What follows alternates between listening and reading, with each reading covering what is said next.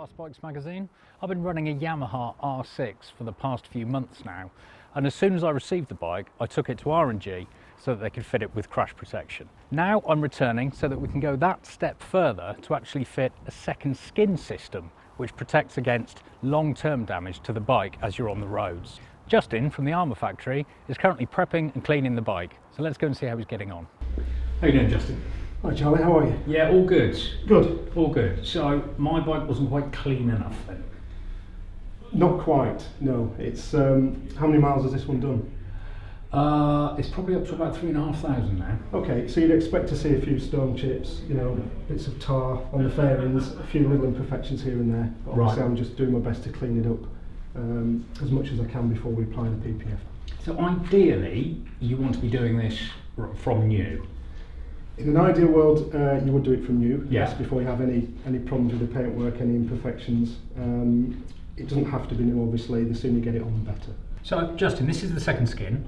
Can you just show us what's in the kit? Yeah, by all means. So this is the second skin kit, as you say. It comes all nicely packaged, ready to go. So in the kit, you have your application solution.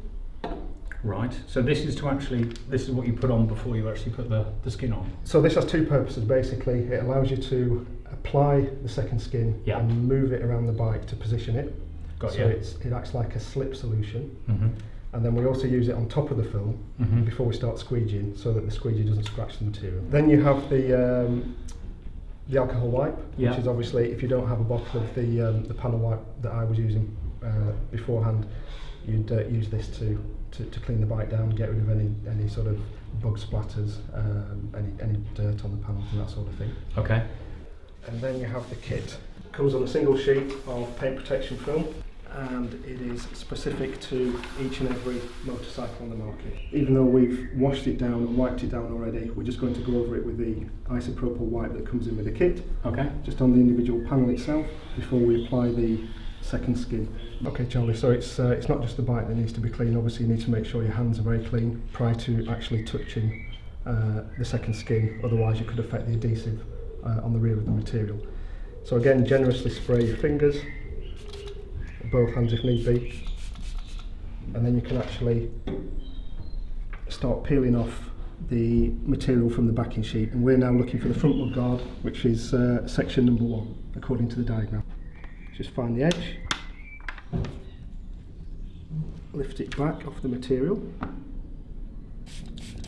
give that a nice generous spray, and we're ready to apply it to the bike. So now we're applying the second skin to the front of the front mudguard, like so. It doesn't have to be accurate at this stage. We're going to spray some more of the slip solution on top of the material so that will create a lubricant so that the squeegee doesn't scratch the material. And we're just going to position it as best we can with our hands, trying to get up as close to the edge as possible, but leaving maybe 2 to 3 mil at the edge so that the material itself doesn't peel back when you're pressure washing the bike or in extreme weather conditions and that sort of thing. So now we're just going to use the squeegee that comes with the kit and just start working the air bubbles very gradually out of the material itself. Start from the centre and just work them towards the edge, like so.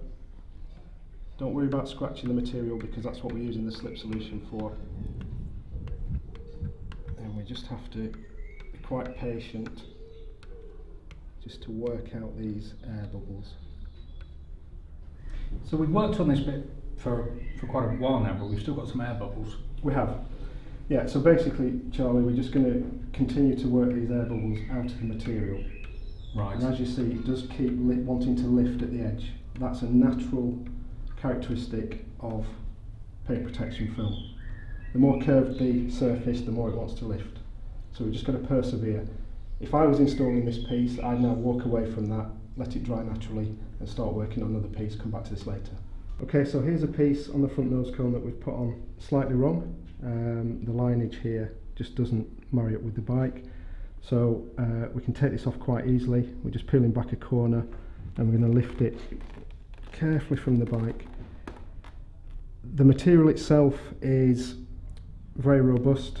It's been designed with this actual application in mind, so you don't have to worry about getting it perfect every time. You know, we can squeegee it down, we can be quite aggressive with the application, we can get it wrong, and we can just peel it back, start the process again. So as you can see, or more appropriately, you can't see, the second skin is now all in place. So that's taken you probably about 2 hours, has it? About 2 hours, yeah. And is that how long you think you'd expect me to do, for example? I'd probably allow, 2 to 3 hours, to be honest, Charlie. Now, my temptation is to jump on this bike now and go. Obviously, we've only just got the skin on there. Sure. How long should I leave it before I start using the bike again? So I would leave it for a good 24 hours. Right. So again, keep it indoors, try and keep it in the same ambient environment that you've done the installation. So at least overnight, at least 24 hours.